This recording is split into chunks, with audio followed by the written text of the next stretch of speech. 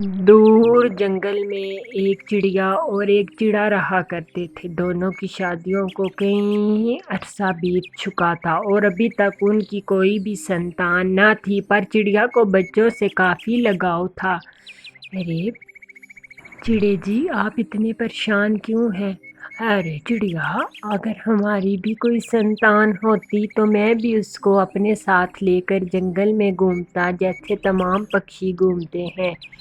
ارے چڑے جی، سنتان اوپر والا دینے والا ہے، ہمارے ہاتھ میں تو کچھ نہیں۔ ایسے ہی چڑیا کہتی ہے اور چڑیا پھر اپنا بھوجن جو گھر میں بچ جاتا تھا وہ تمام جنگل کے چھوٹے پکشیوں میں بانٹ دیتی تھی۔ ارے میرے بچوں، یہ لو تم تینوں پھل کھا لو، یہ پھل آپ کے لیے ہیں، ان پھلوں میں بہت ہی زیادہ طاقت ہے، یہ پھل آپ تینوں کھا لیں۔ ارے آنٹی آپ کا دھنیہ واد، آپ نے ہمیں یہ پھل دیے۔ ارے آنٹی آپ بہت اچھی ہیں۔ ایسے ہی تینوں پکشی رانو چڑیا کو کہتے ہیں اور دور سے ہی گوری کوی رانو کو دیکھتی ہے اور رانو کی طرف کوی آتی ہے۔ ارے چپ کر جا منحوس چڑیا، بچوں کو کیا کھلا رہی ہو؟ اس میں کوئی ایسی دوا تم نے ملائی ہوگی کہ جیسے تمام جنگل کے پکشی کے چھوٹے بچے مر جائیں، کیونکہ تمہاری تو سنتان ہی نہیں۔ ارے کوی بہن، آپ یہ کیا کہہ رہی ہیں؟ میں ایسا کیوں کروں گی؟ چپ کر منحوس ماری، تمہارا کیا یقین کسی نے کرنا ہے؟ تم خود بھی اتنی لاپرواہ ہو، تم خود نہیں سنتان دے سکتی کہ تو دوسروں کی سنتانیں مارنے آئی ہو۔ چل بھاگ یہاں سے۔ پھر کوی اپنے بیٹے کو لے کر وہاں سے چلی جاتی ہے اور رانو چڑیا بہت ہی زیادہ روتی ہے۔ اور پھر رانو چڑیا روتی ہے اور رات کا اندھیرا ہونے والا تھا اور رانو اپنے گھر واپس چلی جاتی ہے اور لولا کبوتر اڑتے اڑتے آتا ہے۔ ارے چڑیا، جلدی چلو، چاچی طوطی کی طبیعت کافی خراب ہے، اس نے کہا ہے کہ رانو کو میرے پاس لے کر آؤ۔ ارے لولا کبوتر، چلو۔ پھر ایسے ہی رانو جلدی چاچی طوطی کے پاس جاتی ہے۔ ارے چڑیا، میرے بچنے کی امید نہیں ہے،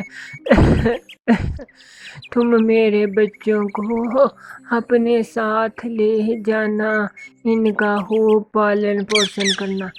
ارے چاچی طوطی، آپ بالکل ٹھیک ہو جائیں گے۔ ارے چڑیا، میرے بچوں کو اپنے ساتھ اپنے پاس رکھنا اور ان کا خیال رکھنا۔ چاچی طوطی ایسے لمبا ایک سانس لیتی ہے اور اپنا دم توڑ دیتی ہے۔ رانو چڑیا بہت دکھی ہوتی ہے اور چاچی طوطی کے دونوں معصوم بچوں کو اپنے گھر لے آتی ہے۔ وہ تو ابھی کافی چھوٹی تھے اور پھر وہ ساری بات آ کر اپنے پتی چڑے کو بتاتی ہے۔ ارے چڑیا، آپ نے اچھا کیا کہ جو ان دونوں معصوموں کو یہاں اپنے گھر لے آئی، اچھا ہے نا، ہمارا بھی کوئی بچہ نہیں، ہم ان کے سہارے رہیں گے، ان کا پالن پوشن اچھے سے کریں گے۔ پھر چڑیا کا پتی مان جاتا ہے، ان دو معصوم بچوں کو اپنے پاس وہ رکھ لیتے ہیں۔ ارے دیکھیں نا پتی جی، کتنے ہی معصوم ہیں دونوں۔ ایسے ہی چڑیا تمام خوشیاں ان دونوں بچوں کو دیتی اور کچھ دن بیت جاتے ہیں اور اب تو وہ چھوٹے پکشی بھی بڑے ہو چکے تھے۔ ارے آپ جائیں، دانا لے آئیں، میں ان بچوں کے پاس بیٹھی ہوئی ہوں۔ پھر چڑا دانا لینے کے لیے چلا جاتا ہے اور وہ ایک مرود کے درخت کے اوپر جا کر بیٹھتا ہے اور پھر وہ 2 امرود لے کر اپنے گھر آتا ہے۔ آگے اس کی پتنی نے انڈا دیا ہوا تھا۔ میرا انڈا آ گیا۔ رانو چڑیا کی آنکھوں میں خوشی کے آنسو ایسے ٹپک رہے تھے کہ جیسے وہ رو رہی ہو۔ ماما، یہ کتنا ہی اچھا انڈا ہے، یہ ہمارا بھائی ہے۔ ارے میرے بچوں، یہ آپ کے کارن ہی ہوا، ہم نے آپ کو ماں باپ دونوں کا پیار دیا، جس کا نتیجہ آج ہمیں ملا۔ ایسے ہی دونوں پتی پتنی بہت ہی خوش تھے اور کچھ دن بیتتے ہیں اور انڈا پھوٹتا ہے اور ایک بیٹا چڑا اس انڈے میں سے باہر آتا ہے، جس کو دیکھ کر دونوں پتی پتنی بہت خوش تھے۔ آج ان کا بہت ہی بڑا دن تھا جنگل میں۔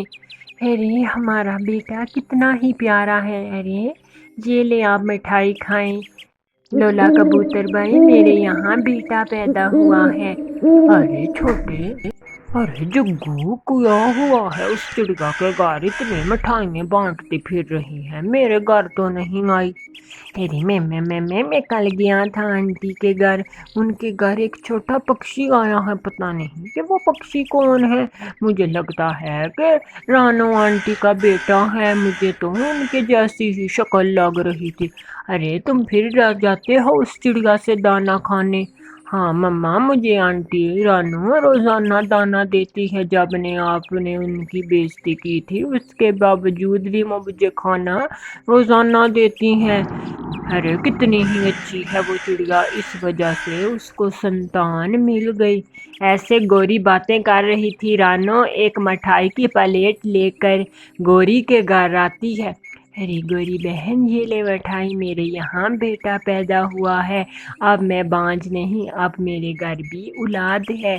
جس کو گوری سن کر بہت ہی اپنی آنکھوں کے اوپر شرمندہ ہوتی ہے اور رانو سے معافی مانگتی ہے۔